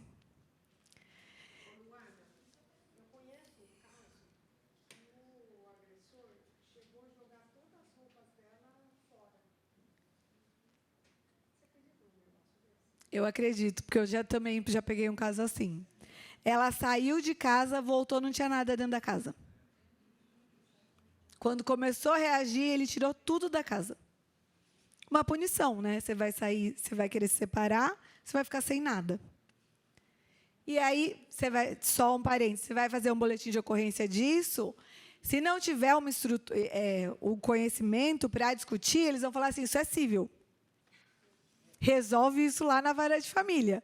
Aí, por isso que eu falei que eu tive essa situação, que eu tive que mostrar para a escrivã que era violência patrimonial, do que a gente estava falando, foi esse caso.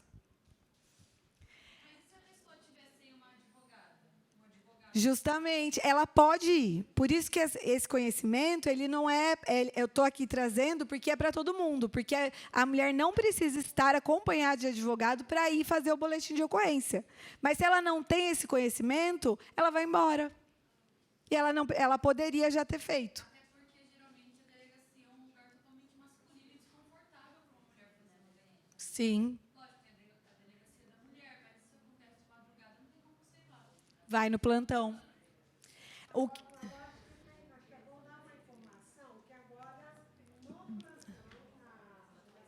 Que horas são? Na seccional tem 24 horas de atendimento. É online, mas está fazendo atendimento 24 horas para as mulheres em situação de violência. Tem uma sala reservada para o atendimento dessa mulher ser privado, ter toda a garantia da privacidade. E aí tem uma delegada que vai atender virtualmente. Vai ter uma pessoa na delegacia te acompanhando a pessoa. Não é em qualquer delegacia. Não, aqui na seccional. Aqui, como é que acontece? Durante a semana, mulheres que passaram por situação de violência no horário comercial vão ser atendidas lá na Delegacia da Mulher, na DDM. No momento do plantão policial, que é a partir das 6 da tarde e de final de semana, tem chama DDM Online, que é uma delegacia só com mulheres lá em São Paulo, e o atendimento é online. Então, a mulher chega para fazer o boletim de ocorrência, ela vai ser encaminhada para essa sala, com o computador, com a câmera, e lá ela vai ser atendida por uma mulher. Eu acompanhei já atendimentos lá e foi bom. A questão é que, como eles atendem o estado inteiro, às vezes pode demorar para ser atendido. Mas elas pedem a medida, fundamentam. Como são mulheres que já trabalham com isso, elas sabem conduzir e colocar lá no boletim as informações que são importantes, que, às vezes, no plantão policial, na correria, o escrivão não sabe colocar isso. Então, está sendo... As poucas vezes que eu precisei ir, eu achei que foi bom esse atendimento. Oi.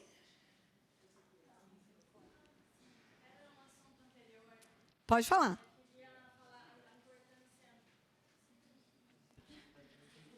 Da importância que você falou da validação, né? É super importante, né, isso, nós, enquanto mulheres, porque a gente já é taxada de louca, né, o tempo inteiro. Então, é isso que você falou da validação, foi muito importante, da gente poder escutar a outra e validar, né, pelo menos, minimamente, o que a outra está falando, né, porque o homem já faz essa função o tempo inteiro, de desqualificar.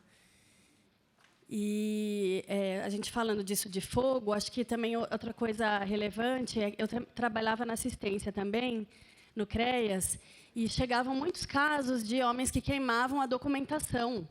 Sim. Né? Então, eles queimavam os documentos delas para elas não conseguirem ter acesso, minimamente, nem fazer o BO. Né? Isso acontecia muito, a gente via, acontecia também vários casos assim. De queimar o documento e ela não consegue registrar, porque você chega lá sem o documento, você não tem documento, como é que você vai fazer? E uma outra questão que é bem importante é que, se não tem um endereço, às vezes eles também falam que não pode fazer. Então, eles vão colocando empecilhos, e essa questão da gente ser desacreditada, infelizmente, é dentro de casa e é nos órgãos públicos. Então, essa violência institucional ela acontece, e, pelo menos, que aqui a gente consiga já ter esse olhar de validar o que essa mulher está falando e o risco que, eventualmente, ela está relatando sentir, o medo que ela pode estar relatando sentir. O BO também pode ser online, né?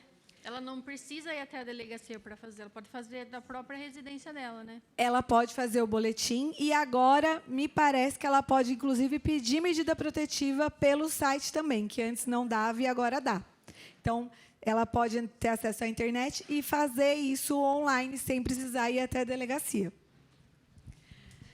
Gente, para finalizar, e aí eu quero, para a gente poder ter um tempinho para conversar, os juizados especiais de violência doméstica, eles seriam muito importantes para a gente conseguir avaliar essas medidas patrimoniais, divórcio, em conjunto com a situação de violência. E a gente tem hoje no Brasil, a lei está fazendo 16 anos, apenas 139 varas especializadas em violência doméstica, versus, eu até fui olhar essa informação, 2.700 comarcas.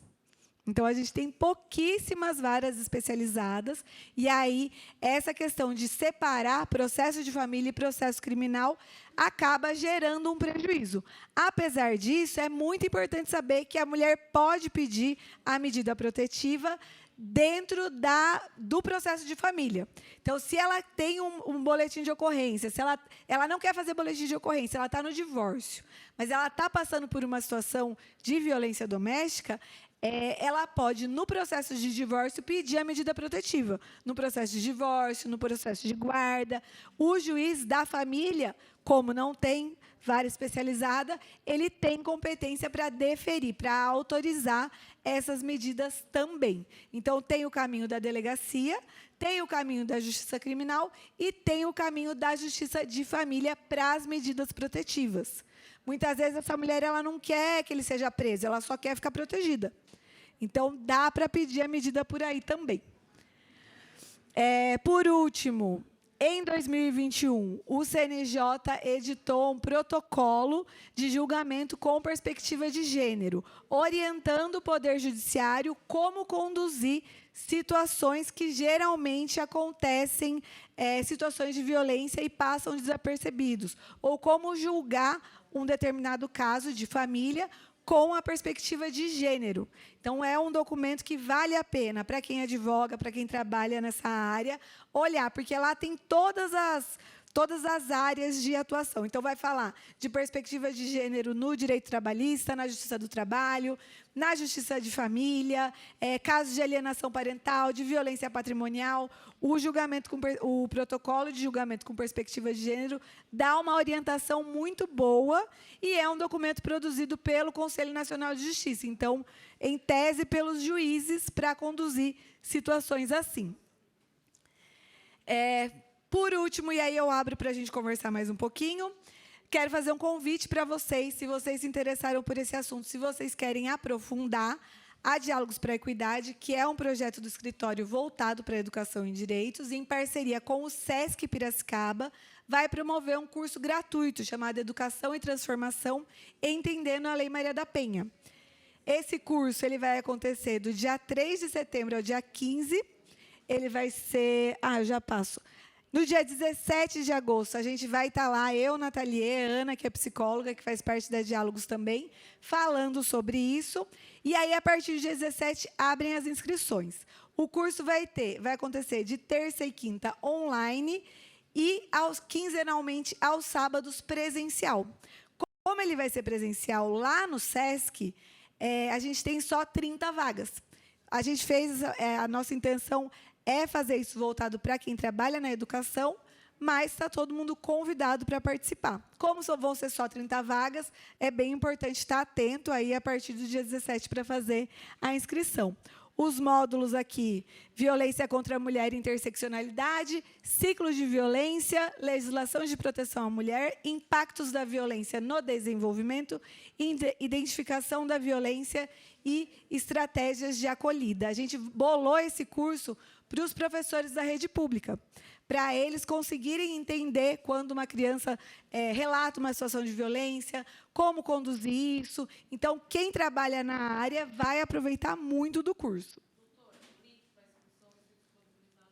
O link está na página do SESC, mas hoje a inscrição é para a palestra do dia 17. A partir do dia 17, abre a inscrição para o curso.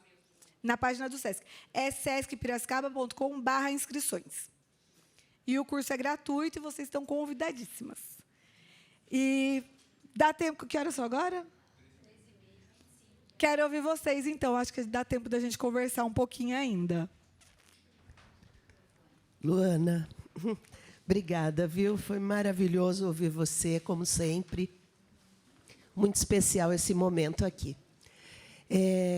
Sobre o que foi colocado aqui, nessa dificuldade de validar a fala da mulher, né, o seu depoimento, a gente tem um aspecto muito interessante, né? Você já trabalhou no CRAN, eu também. Então, a gente acompanhou muitas situações, né? Porque quando geralmente fala, não, a mulher não está sofrendo nenhum tipo de violência, é natural do relacionamento, o conflito, aquele dia eu estava nervoso e tudo mais. Né? Ou então aquela outra fala, ela é louca, né? Como você falou agora. Mas tem também um aspecto muito delicado que a gente precisa lembrar, porque, às vezes, aquela mulher ela tem, sim, questões de saúde mental. Sim. E nem por isso a sua fala deve ser invalidada, nem por isso ela deve ficar invisível, porque, nesses casos, sobretudo nesses casos, o abuso é muito grande, né? Porque ela ou já toma medicamento, ou ela própria se sabota e acaba não tomando, ou ele impede que ela vá, ou ele obriga que ela tome. Então, são várias situações que a gente precisa ter atenção, porque, muitas vezes, essa mulher chega com uma questão de saúde mental e tudo que ela fala é invalidado. E aí ela diz assim, mas eu posso provar. E tem uma foto, e tem um hematoma, e outras situações, né? Então, é uma atenção que a gente precisa ter, né? Que isso não invalida a fala da mulher. E, na verdade, a gente, muitas vezes, não sabe nem se um é decorrente do outro, né? Se ela já estava fragilizada pela situação de saúde mental e essa pessoa se aproveitou, ou se a situação de saúde mental vem decorrente desse relacionamento.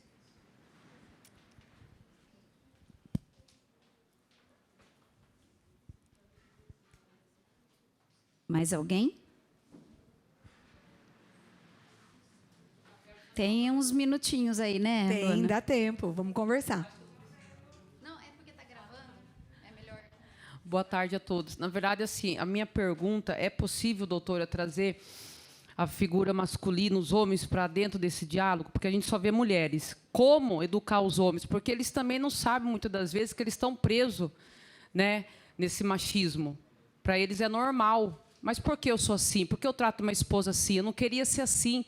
O que causa isso em mim? Meu pai foi assim, foi quem me criou, foi quem me tratou. Não quero, eu quero mudar, não consigo. Eu aprendi assim, como trazer os homens para essa roda de conversa, como reeducar eles. É possível? Porque a gente só vê mulheres nos ambientes ouvindo, né? A gente está aprendendo a desconstruir ideias para construir diálogos. As mulheres estão sendo capacitadas para sair desse ciclo. E o ciclo que homens estão dessa violência? Eu quero saber se é possível né? Se é questão de políticas públicas, as redes de apoio que têm que pensar nisso. É possível, doutora?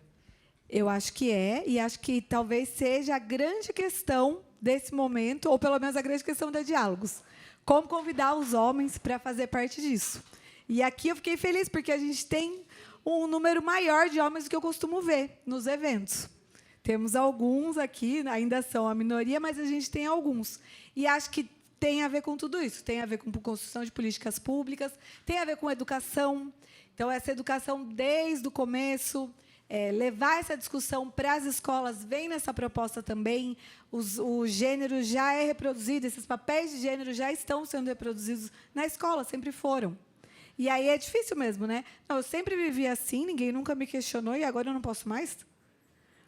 Não, mas sempre foi assim. Então, eu acho que esse é um grande desafio desse momento. Como é que a gente convida os homens para participar e como é que a gente faz esses homens se entenderem também como agentes de mudança? Porque, muitas vezes, parece que assim, eu não pratico, então pronto, troféu. Não.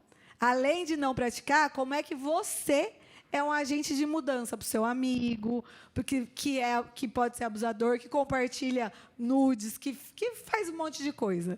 E aí esse é o convite que acho que a gente também tem que pensar em estratégias para conseguir alcançar minimamente. Papo de Homem, o Instagram Papo de Homem é muito bom.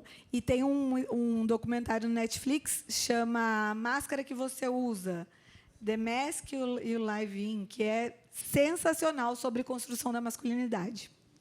Tem um primo meu que recentemente ele teve uma coragem assim. Ele foi muito corajoso. Até comentei lá a minha parte de eu curti lá o que ele colocou no Facebook. Eu dei uma palavrinha para ele. Eu falei: você não era obrigado a expor sua situação familiar aqui no Facebook, mas já se você fez assim, eu também vou deixar minha participação para você. Você não era obrigado a expor. Porém, o seu ato de caráter foi muito grande, porque assim, ele veio se separar e ele deixou uma frase lá. Hoje a gente vê homens matando mulheres, ateando fogo nelas, na casa e tudo, mas vida que segue. Estou aqui, quero o melhor para ela, desejo o melhor para ela. E assim, teve muitas curtidas, muitos compartilhamentos, um monte de gente parabenizando ele. Foi corajoso, né? E todo mundo: nossa, vocês são um casal maravilhoso, nossa, espero que vocês retomem de novo a relação. Era mais elogio do que críticas. Então, assim, foi uma coragem da parte dele, porque é difícil o homem lá nas redes sociais e falar: estou me separando hoje, vida que segue, desejo o melhor para ela, né, encontrar do que outros que não aceitam e acaba até tirando a vida da pessoa.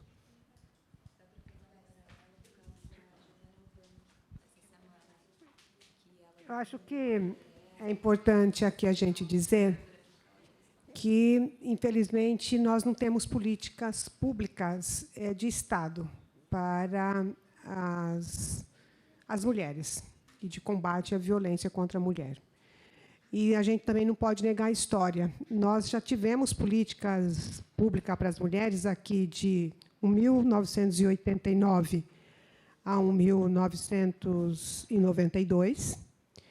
E, infelizmente, o governo que sucedeu o governo de José Machado, que foi quando o governo de José Machado foi o primeiro programa que foi excluído, infelizmente, porque ainda as mulheres, também pelos governantes, são tidas como em segundo plano, né? Ainda é em segundo plano as políticas públicas das mulheres. Depois, nós tivemos, de 2001 a 2004, novamente, no governo do José Machado, políticas públicas para as mulheres. Eu fui a coordenadora nesse período, que também foi o primeiro programa a ser excluído de todas as políticas, inicialmente pelo TAMI e depois pelo Bajas Negra. E agora, felizmente, depois de 2015, foi criado novamente o Centro de Referência da Mulher, e nós agora temos o Centro de Referência da Mulher, inclusive instituído por lei. E acho que vou só relatar, quando nós tentamos criar o Centro de Referência da Mulher, lá em 2002, a Câmara Municipal de Piracicaba votou contra, inclusive, sob o protagonismo de uma vereadora, a Márcia Pacheco. Então, acho que é importante dizer essas coisas, porque Porque a gente saber quem também está do nosso lado, quem faz a defesa desta pauta, né? Porque não basta ser mulher, e nós temos, infelizmente, muitas mulheres que não estão na nossa pauta e acham que ainda as mulheres têm que vestir, as crianças vestir cor-de-rosa e os meninos vestir azul e ver até Jesus Cristo na goiabeira, né? Então, acho que é importante a gente dizer isso. E a gente precisa lutar para que nós tenhamos políticas públicas para as mulheres. Porque, se nós não tivermos políticas públicas, nós vamos continuar dando passinhos, né? A gente já avançou bastante, mas a gente precisa... E aí é bom ver essas mulheres aqui, né? Ontem nós aqui também estava a casa cheia. 2 reuniões tivemos extremamente importantes aqui, tanto aqui quanto depois nós fizemos uma outra reunião também que a gente discutiu a campanha. A Procuradoria da Mulher está desempenhando uma campanha de combate à violência contra a mulher e feita pelas empresas. Nós estamos levando isso, e aí a gente já tem uma rede constituída também nesse sentido, e isso é bem importante. Quanto às políticas, trazer os homens para a nossa pauta, a gente precisa fazer com que nós tenhamos homens juntamente conosco, porque a gente precisa que os homens também rompam com esse ciclo da violência, e que não é natural as mulheres sofrerem a violência. Agora, isso também depende de políticas públicas, porque esta é uma responsabilidade do Estado. E a educação ela é extremamente importante. Mas ainda neste momento, nós estamos vivendo um momento bastante difícil, que é contra a tal da narrativa da política, ideologia de gênero. E aí, proibido fazer a discussão na educação quanto à questão de gênero. E a gente precisa romper. A Marilda está lá na educação, e aí que bom que nós temos uma mulher que está comprometida com esta pauta, e, inclusive, fazendo a formação dos profissionais da educação, porque, como os pequenininhos, eles ainda não têm essa conscientização, mas é importante que a educação seja para a não violência, né? Não o preconceito, não a discriminação, não ao racismo, não a LGBTfobia. Então, a Marilda está nesta pauta lá na educação, e acho que é importante. E aí esse curso, né, inclusive, foi construído juntos, aí vocês construíram juntas, e é importante a educação que vai fazer com que nós mudemos essa relação de violência. E a cultura. A gente precisa trazer a cultura juntamente conosco. É isso.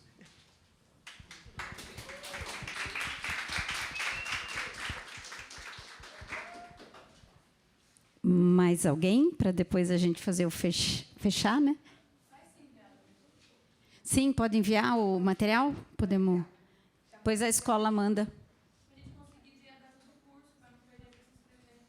Sim, a partir do dia 17/8, já marquem aí já. Vai ter a palestra no SESC dia 17, Educação para a Transformação, e a partir do dia 17 começa a inscrição do curso. Mas a gente vai mandar. Espera aí. Maria Clara quer falar.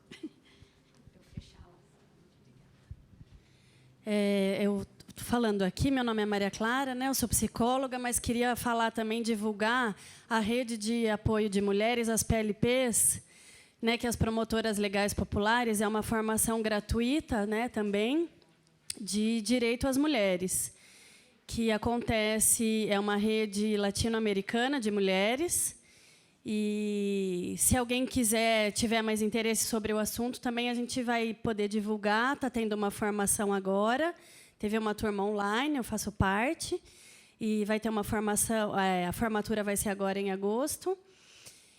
E só lembrando também, complementando a fala da Rai, que foi então, né, o CRAN saiu, o centro de referência, que Piracicaba não foi contemplada para casa-abrigo, né? Então, que os casos de mulheres daqui da região, quando necessário, eles acabam indo para uma outra cidade, né? É uma casa sigilosa, mas que fica na cidade de Sorocaba, né? Então, em Piracicaba, nós não fomos contempladas aqui com esse serviço da assistência, né? sei se cabe a assistência, qual política pública referente à assistência, né? Então, o quanto seria importante também que nós batalhássemos para que isso saísse, porque realmente é uma condição bem difícil ter que ficar transportando essas mulheres todas as vezes para lá, conseguir o transporte público, né? Conseguir todas essas condições. E obrigar que a mulher, a única sugestão para ela é sair, deixar a casa dela e a cidade que ela mora, né? O emprego, se ela tiver. Então, gera uma dificuldade, inclusive, para ela aceitar. É só para vocês entenderem, gente, o Centro de Referência de Atendimento à Mulher faz atendimento dentro da assistência para casos que a gente fala que são de média complexidade. São casos onde a violência está acontecendo, mas não tem um afastamento, necessariamente. Atende essas mulheres. Uma casa-abrigo, ela é a opção de política pública para quando essa mulher está correndo risco de vida e não tem para onde ir, junto com os filhos. Não pode ser divulgado, tem que ser sigiloso. Esse serviço não existe no nosso município. Então, quando uma mulher precisa, está correndo risco, precisa de acolhimento, ela é levada para uma outra cidade. O município paga isso, mas ela tem que ir para uma outra cidade. Aí tem uma dificuldade, porque ela tem que levar os filhos, deixar a escola, eventualmente emprego, e não vai ser obrigada a fazer isso. Então, muitas não vão por conta dessa situação. Ter uma casa em Piracicaba facilitariam situações assim também. Mais alguém? Bom, acho que assim, só agradecer a Luana e dizer assim, estamos muito felizes, né? Mais uma vez, mais uma tarde cheia de reflexões, conceitos, ensinamentos, prática. Ontem também foi maravilhoso, que nem a Rai colocou. Depois nós tivemos uma outra reunião, né, também lotada, e que saíram alguns encaminhamentos, né, de uma rede, né, de proteção e combate aí contra a violência da mulher. Então, assim, está movimentando, né? E eu queria colocar que eu fiquei um pouquinho quietinha lá atrás, porque eu estou sozinha no gabinete, e tem sessão daqui a pouco, então estava vendo a pauta, respondendo mensagens, mas fiquei atenta a tudo. E nós estamos aqui com um público muito diverso. De novo, a diretoria de ensino presente. Obrigada, João.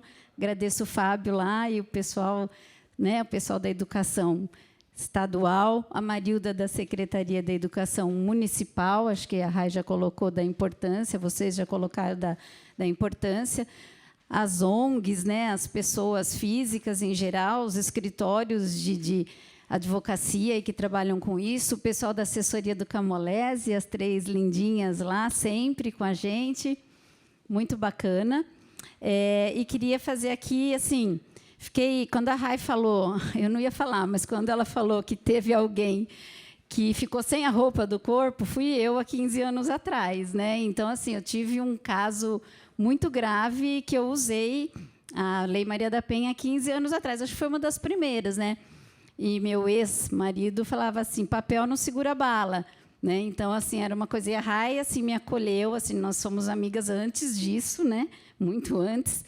E participou de tudo, né? E foi bem intenso. Eu fiz vários BOs e usei a Lei Maria da Penha, né? Então é um relato assim que é bem. Hoje eu falo bem disso, mas eu fui embora da cidade, foi uma situação bem complicada, né? Fiquei sem roupa, sem casa, sem, né, Rai? Carro, foi feio o negócio aqui. Pedi exoneração da prefeitura e fui voltando depois, né? Fui para Diadema, São Paulo, Campinas, Limeira, voltei, fui assessora da Nancy quando eu conheci Marilda também, pessoa maravilhosa, e aí a gente assim está nessa pauta também, estudando a pauta, debatendo. Somos procuradoras especiais da mulher aqui nessa casa, junto com as demais vereadoras, né? Somos em 4. Quando foi criada a Procuradoria, era 2, a Nancy e a Coronel Adriana, né? Eu estava na assessoria também, me lembro. E, realmente, a gente tem que debater, falar, né, desse assunto em todos os momentos que a gente pode falar, que a gente tem oportunidade, não só aqui no Agosto Lilás, mas sempre que possível, né? E então acho que esse relato é importante, né? Porque você começa falando, né?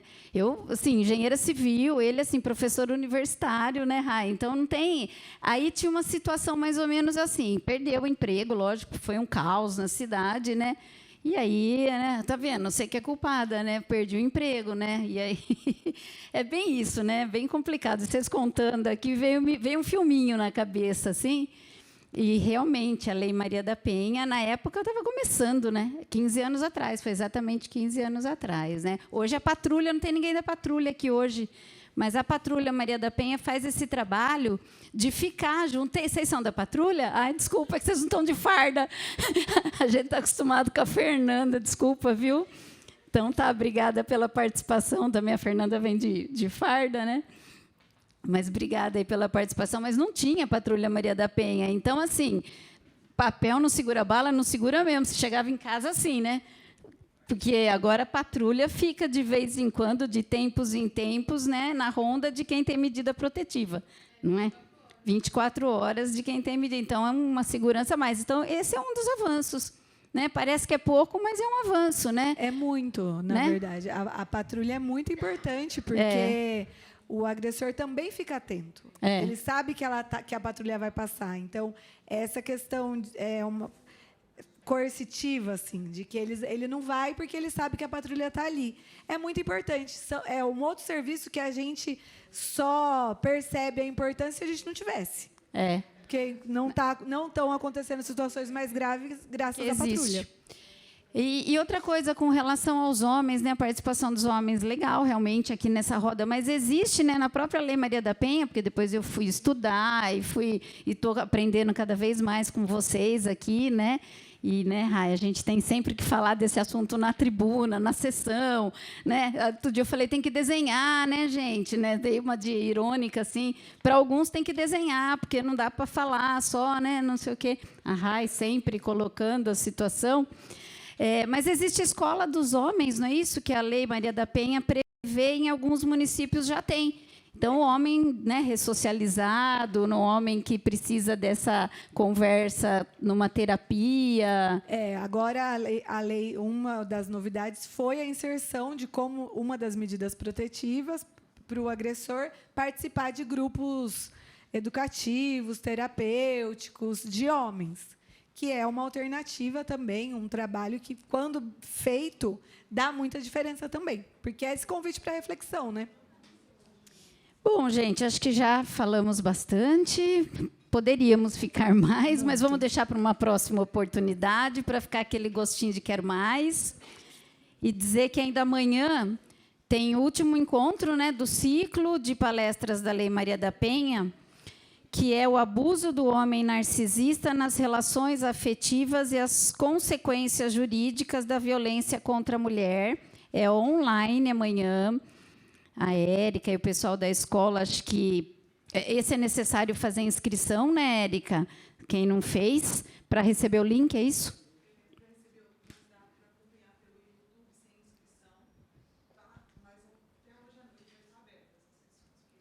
Então, se inscrevam para terminar com a gente esse ciclo. E tem outras palestras aí em agosto bacanas sobre o agosto dourado, a semana, mês do aleitamento materno. Tem outras palestras, prevenção do suicídio. Então, vocês estão sempre super convidados aí, convidadas a participar. E queria dizer, para deixar um recadinho na lousa ali, quem quiser, quem puder, tem uma lousa. Gostei da palestra, vamos fazer mais sobre isso, sobre aquilo. Ontem eu esqueci de avisar, a turminha foi embora. Quem quiser, né, quem puder, deixar um salve lá para a gente. Mais alguma coisa, Érica? É a Escola do Legislativo Piracicaba, o YouTube da escola. Depois aí fica, nós vamos disponibilizar a sua e a do Hélio também de ontem e a de amanhã. Tá bom? Obrigada, gente. Obrigada, Luana. Obrigada, escritório da Luana. E tudo.